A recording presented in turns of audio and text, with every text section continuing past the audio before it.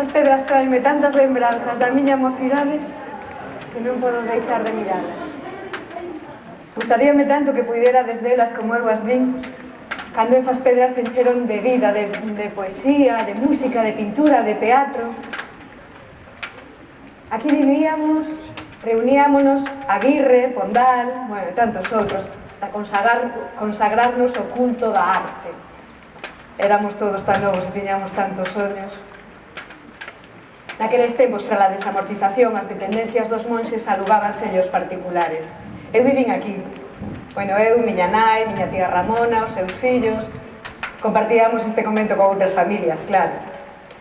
E nos baixos deste mesmo convento de San Agustín instalouse alá polo 1848 el Liceo de la Juventud, para instruir deleitando a través de la literatura e de las bellas artes, como dicían os seus estatutos.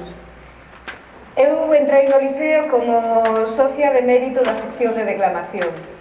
As socias de mérito participábamos nas actividades do liceo e non tiñamos que pagar a cota. Dende cativa tive especial inclinación pola declamación. Con apenas 15 aniños participei na miña primeira obra de teatro.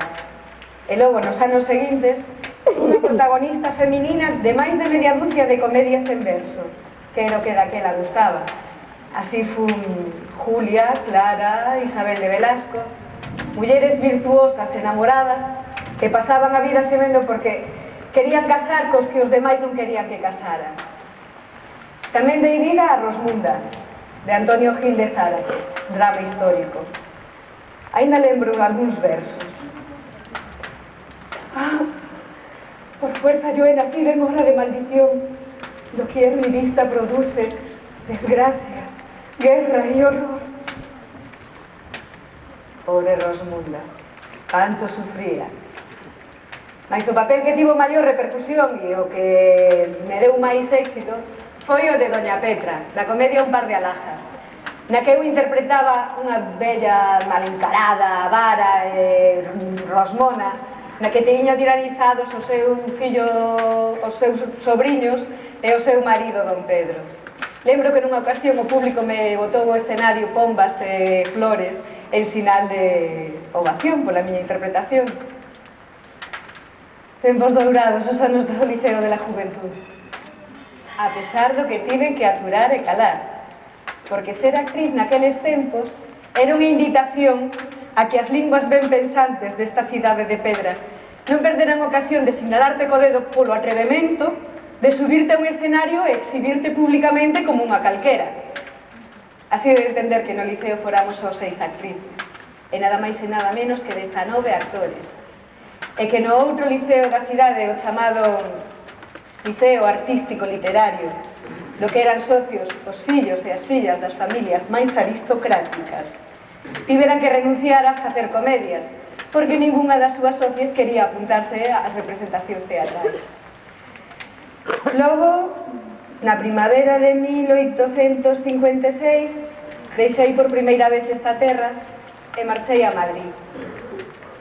Sei que aniñaba no meu peito a arela de subir algún día aos escenarios da capital, pero a vida fai as contas tortas e pouco a pouco fun esquecendo este e outros soños. E xa non sei de certo se foron meus algún día. Logo casei con Manuel. A Manuel non lle gustaba nada o teatro. Ata presumía de levar máis de medio século e traspasar as portas dun teatro. Manuel éramos así. E xa nunca máis volví meterme na pel de ningún personaxe. Bueno, non, minto. Houve unha derradeira vez, os 2 anos de casada, aquí tamén en Compostela, por mor dunha gala benéfica a favor dos feridos da guerra de África. Pasou que os organizadores non atoparon ningunha rapaza que quixera subirse aos escenarios. E viñeron pedir a miña colaboración. E ala fun.